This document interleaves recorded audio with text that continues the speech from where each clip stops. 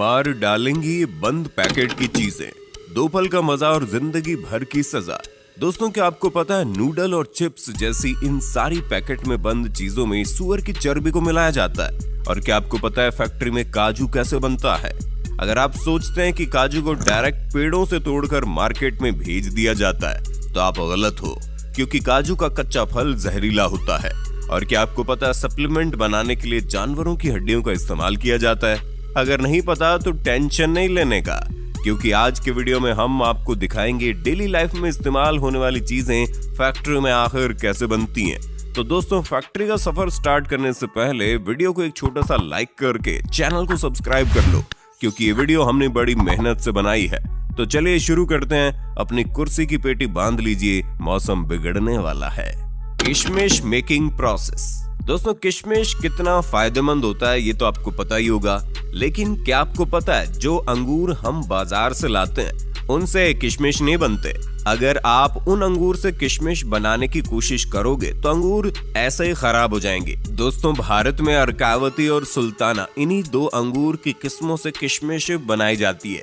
तो दोस्तों, किशमिश बनाने के लिए सबसे पहले इन अंगूरों की खेती की जाती है, और जब ये सारे अंगूर पक जाते हैं तब बारी आती है इनकी हार्वेस्टिंग की, जिसके लिए वर्कर सभी अंगूरों के गुच्छों को तोड़ तोड़ कर कैरेट में भरते जाते हैं, जिसके बाद इन्हें गाड़ी पर लोड करके प्रोसेसिंग एरिया में लाया जाता है। और फिर इन अंगूरों से भरे कैरेट को बारी बारी से इथाइल ओलिएट और पोटेशियम कार्बोनेट के मिक्सचर में डुबोकर 3 से 5 मिनट तक छोड़ दिया जाता है। ऐसा करने से अंगूरों के सारे बैक्टीरिया और फंगस नष्ट हो जाते हैं, और इन केमिकल की वजह से अंगूरों की सूखने की प्रोसेस भी काफी तेज हो जाती है और ये सड़ते भी नहीं है। फिर इन अंगूरों को केमिकल में भिगाने के बाद इन्हें सुखाने के लिए एक जालियों का सेट बनाया जाता है, और इन जालियों पर अंगूरों को अच्छी तरह फैला दिया जाता है। अंगूरों पर डायरेक्ट धूप लगने से खराब हो जाते हैं, इसलिए इन जालियों के रूम को छायादार बनाया जाता है। और फिर इन अंगूरों को 10 दिन सुखाने के बाद ये सल्फर प्रोसेस के लिए रेडी हो जाते हैं, जिसके लिए इस जालीदार रूम को पूरी तरह से पैक कर दिया जाता है ताकि सल्फर का धुआं बाहर ना जा सके। उसके बाद रूम में थोड़ी थोड़ी दूरी पर गड्ढा करके उसमें भूसे को डालकर उस पर सल्फर पाउडर डाल दिया जाता है, और फिर सल्फर को जलाने के लिए उस पर जलता हुआ कोयला डाल देते हैं। ऐसा करने से रात भर सल्फर का धुआं अंगूरों पर लगता रहता है, जिसकी वजह से अंगूर तेजी से सिकुड़ने लगते हैं। और इसके बाद अगले दिन इस रूम को खोल दिया जाता है, और फिर अंगूरों को 4 से 5 दिन सूखने के लिए छोड़ दिया जाता है। और जब सभी अंगूर सूख कर पूरी तरह से किशमिश बन जाते हैं तो इन किशमिश को निकाल कर कैरेट में भर लिया जाता है। इसके बाद इनकी सफाई करने के लिए इन्हें प्रोसेसिंग फैक्ट्री में लाया जाता है। फैक्ट्री में लाने के बाद सबसे पहले किशमिश को क्लीनिंग मशीन में डाला जाता है, जहां ये किशमिश कन्वेयर बेल्ट की मदद से जब वाइब्रेटिंग मशीन तक पहुंचते हैं तो ये मशीन अपने आप वाइब्रेटिंग सिस्टम की मदद से किशमिश में मौजूद डंडियों और कचरों को अलग कर देती है। और फिर इन अलग हुए किशमिश को वाटर प्रोसेसिंग से गुजारा जाता है ताकि किशमिश पर लगे केमिकल और धूल वगैरह अच्छी तरह से साफ हो जाए। और क्लीनिंग पूरी तरह से कंप्लीट होने के बाद इन गीले गीले किशमिश को ड्रायर मशीन में सुखाया जाता है, और फिर किशमिश सूख जाने के बाद फाइनली इनकी पैकिंग करके इन्हें मार्केट में भेज दिया जाता है। Wine making process. दोस्तों, अब जब बात चली रही है अंगूरों की तो लगे हाथ ये भी देख लेते हैं कि इन्हीं अंगूरों से फैक्ट्री में वाइन आखिर बनती कैसे है। दोस्तों, ग्रेप वाइन के शौकीन लोग दुनिया के कोने कोने में मिल ही जाएंगे, लेकिन क्या आपको पता है जिस एक गिलास वाइन को पीने में आपको कुछ मिनट भी नहीं लगते, असल में उसे बनाने के लिए कितनी मेहनत की जाती है? दरअसल नई अंगूर की खेती के लिए अंगूर की सूखी बेलों का इस्तेमाल किया जाता है, जिसके लिए यहाँ बेस्ट क्वालिटी के अंगूर के पौधों को तैयार किया जाता है। सबसे पहले खेतों से सूखी बेलें इकट्ठी कर ली जाती हैं, उसके बाद उन्हें फैक्ट्री में लाया जाता है और एक ऐसी मशीन में डाला जाता है जिसमें बेल की टहनी के ऊपर से बेकार का झाड़ हटाकर उसे साफ सुथरा करके लंबी लंबी टहनियां बना ली जाती है। अब इन्हें इकट्ठा करके कारीगरों के पास भेज दिया जाता है। कारीगर इन टहनियों को एक सी लंबाई में काटकर इनके गट्ठर बना देते हैं। उसके बाद बारी आती है इनकी सफाई करने की, और इन पर से धूल, मिट्टी और बैक्टीरिया को साफ करने के लिए इन्हें एक ऐसे लिक्विड में डाला जाता है जो इन्हें साफ करने के साथ साथ जर्म्स फ्री भी बना देता है। अब काम शुरू होता है कलम बनाने का, यानी कि ग्राफ्टिंग का, जिसके लिए जो सबसे अच्छी क्वालिटी की टहनियां होती हैं उन्हें गांठ वाले हिस्से की तरफ से छोटे छोटे टुकड़ों में काट कर उन्हें उसी घोल में डालकर उनकी भी सफाई कर ली जाती है। उसके बाद एक मशीन की मदद से जिन टहनियों के गट्ठर बनाए थे उन्हें छोटे गांठ वाले टुकड़ों के साथ जोड़कर उनकी ग्राफ्टिंग की जाती है, जिसके लिए खास मशीन का इस्तेमाल किया जाता है। इस मशीन के ऊपर छोटे टुकड़े को फंसाया जाता है और नीचे लंबे टुकड़ों को रखा जाता है, जिसके बाद ये मशीन उस छोटे टुकड़े को लंबे टुकड़ों में फिक्स कर देती है और अब कलम बनकर तैयार हो चुकी है। अब इनमें नमी को बनाए रखने के लिए इन्हें सबसे पहले मोम के घोल में डाला जाता है। उसके बाद इन्हें इकट्ठा करके एक बॉक्स में डालकर ऊपर से लकड़ी का बुरादा डाल दिया जाता है। उसके बाद इनकी तराई की जाती है और महज 15 से 20 दिनों बाद जब इनमें अंकुर फूट जाते हैं और इनकी जड़ें निकल जाती है तो इन्हें उस बॉक्स में से निकालकर खेतों में रोपाई के लिए भेज दिया जाता है, जहाँ पर इनकी बेहतरीन देखभाल की जाती है और एक उम्दा किस्म की वाइन के लिए अंगूरों की फसल तैयार की जाती है। जब ये फसल पूरी तरह से तैयार हो जाती है तो प्रोसेस शुरू होता है वाइन बनाने का। इसके लिए सबसे पहले पके हुए काले अंगूरों को बेलों से तोड़कर इकट्ठा किया जाता है, फिर उन्हें फैक्ट्री में लाकर अच्छे से पानी से धोकर क्रशिंग मशीन में डाल दिया जाता है, जहां से शुरू होता है वाइन बनना। क्रशिंग मशीन में जो मिश्रण तैयार होता है उसमें अंगूर के छिलके और रस दोनों ही मिला हुआ होता है। अब जरूरत है इसमें यीस्ट और न्यूट्रिएंट्स मिलाने की। यीस्ट और न्यूट्रिएंट्स मिलाकर इसे 2-3 दिन के लिए फर्मेंटेशन के लिए छोड़ दिया जाता है। अब इस प्रोसेस के बाद बारी आती है वाइन में अल्कोहल मिलाने की। नॉर्मली वाइन में 15 से 20% अल्कोहल फर्मेंटेशन किया जाता है। उसके बाद बचे हुए अंगूरों को एक प्रेशर मशीन में डालकर 2 टन प्रेशर के साथ प्रेस किया जाता है। उसके बाद वाइन को छानकर एजिंग के प्रोसेस के लिए भेज देते हैं। वाइन एजिंग का प्रोसेस सालों में पूरा होता है, जिसके लिए तैयार वाइन को लकड़ी के बाइनरों में सालों तक स्टोर करते हैं। उसके बाद फाइनली वाइन रेडी हो जाती है और इन्हें पैकिंग करके मार्केट में भेजा जाता है। काजू मेकिंग प्रोसेस।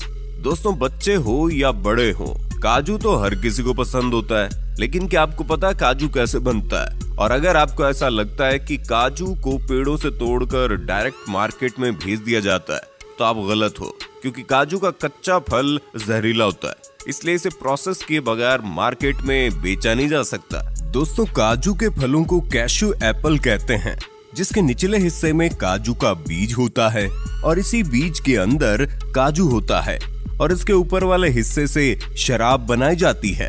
तो दोस्तों, इसे प्रोसेस करने के लिए काजू के फलों को पेड़ों से तोड़कर फैक्ट्री में लाया जाता है। फैक्ट्री में सबसे पहले काजू के फलों से काजू के बीजों को अलग किया जाता है और फिर इन बीजों को 3 से 4 दिन तक धूप में सुखाया जाता है। उसके बाद इन सूखे हुए काजू के बीजों को हाई टेम्परेचर स्टीम के जरिए बॉईल किया जाता है। ऐसा करना जरूरी होता है क्योंकि इसके अंदर जहरीला केमिकल होता है जो कि बहुत ही खतरनाक है। स्किन को खराब कर देता है, पूरी तरह से स्किन को जला देता है।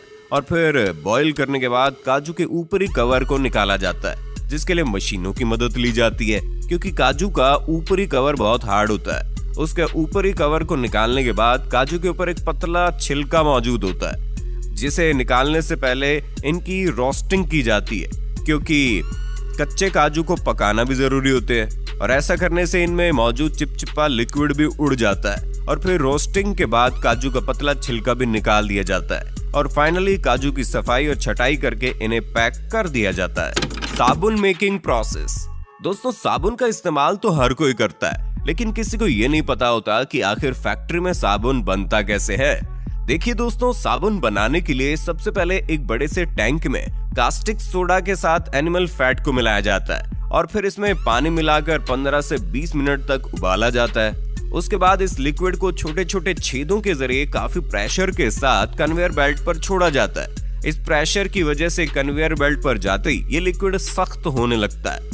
उसके बाद इस मिक्सचर को 2 रोलर के बीच से गुजारा जाता है, जहां से मिक्सचर पतली पतली रिबन के शेप में बाहर निकलता है और अब इन पतले पतले रिबन को ग्राइंडर में डालकर छोटे छोटे टुकड़ों में काट लिया जाता है और फिर उसे दूसरे कंटेनर में डालकर कंपनी वाले अपने प्रोडक्ट के हिसाब से उसमें कलर और खुशबू के लिए फ्रेग्रेंस ऑयल मिलाते हैं। उसके बाद उसे अच्छी तरह मिक्स करके एक बड़े से सांचे में कंप्रेस किया जाता है, जिससे साबुन की लंबी लंबी बट्टी बाहर निकलने लगती है और फिर एक कटर मशीन इन साबुन की लंबी लंबी बट्टियों को छोटे छोटे हिस्सों में काट देती है। उसके बाद कंपनियां अपनी अपनी कंपनी के हिसाब से साबुन पर ब्रांडिंग करके उन्हें पैक कर देते हैं। Polyester cloth making.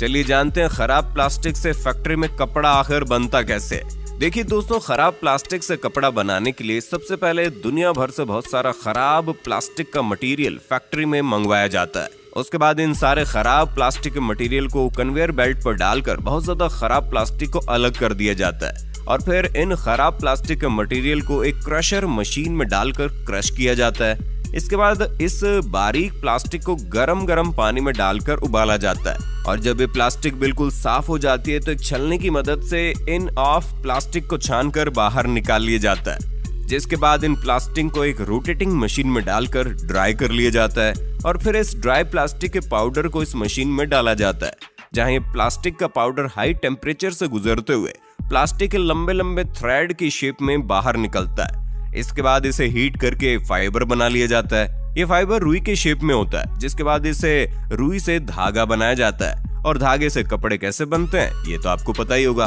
Supplement making process. दोस्तों, आजकल का दौर सप्लीमेंट का दौर है। आजकल की भाग दौड़ भरी जिंदगी में हर कोई सप्लीमेंट का इस्तेमाल करता है और हर एक व्यक्ति जो जिम करता है वो भी सप्लीमेंट का इस्तेमाल जरूर करता है। लेकिन क्या कभी आपने सोचा है सप्लीमेंट फैक्ट्री में आखिर बनते कैसे हैं? तो हम आपको बता दें, जितने भी सप्लीमेंट आपको बड़ी तेजी के साथ फुलाकर तगड़ा बनाते हैं ना, उन सभी सप्लीमेंट में ज्यादातर जानवरों की हड्डियों का इस्तेमाल किया जाता है, जिसके लिए जानवरों की हड्डियों को क्रश करके उनका पाउडर बनाया जाता है। लेकिन दोस्तों, हर कोई सप्लीमेंट जानवरों की हड्डियों से नहीं बनता। जैसे कि वे प्रोटीन दूध से बनता है, तो दोस्तों वे प्रोटीन बनाने के लिए सबसे पहले बेस्ट क्वालिटी का गाय का दूध काफी बड़े पैमाने पर फैक्ट्री में मंगवाया जाता है।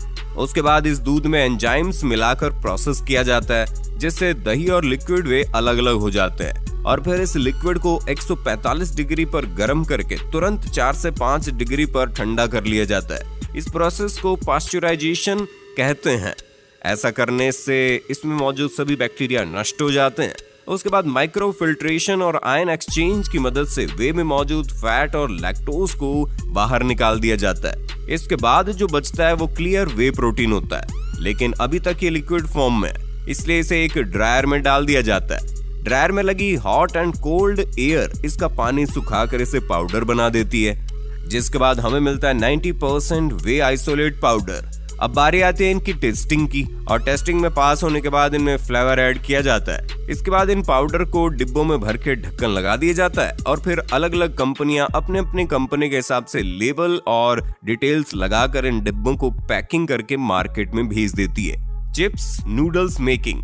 दोस्तों, नूडल्स, मैगी, लेज, चिप्स जैसी कई सारी चीजों को बनाने के लिए सुअर की चर्बी का इस्तेमाल किया जाता है। अगर आप इन पैकेट में बंद चीजों को देखेंगे तो इस पर आपको MSG लिखा मिलेगा, जिसका मतलब होता है मोनोसोडियम ग्लूटामेट। दोस्तों, ये MSG सुअर की चर्बी से बनता है। जब ये बात तेजी से फैलने लगी तो कई सारे देशों ने MSG को बैन कर दिया, लेकिन उसके बाद ये चालाक कंपनियां MSG की जगह E631 नाम का इस्तेमाल करने लगी। आज कई सारी कंपनी E631 के नाम पर हमें सुअर की चर्बी खिला रही है। तो दोस्तों, किसी भी चीज को खाने से पहले आपको पैकेट अच्छी तरह से चेक कर लेना चाहिए। और अगर आज के वीडियो में दी गई ये सारी जानकारी आपको अच्छी लगी हो तो वीडियो को लाइक करके चैनल को सब्सक्राइब कर लीजिए और इस वीडियो को अपनी फैमिली में, अपने दोस्तों में ज्यादा से ज्यादा शेयर करें ताकि ये जानकारी हर किसी को मिल जाए।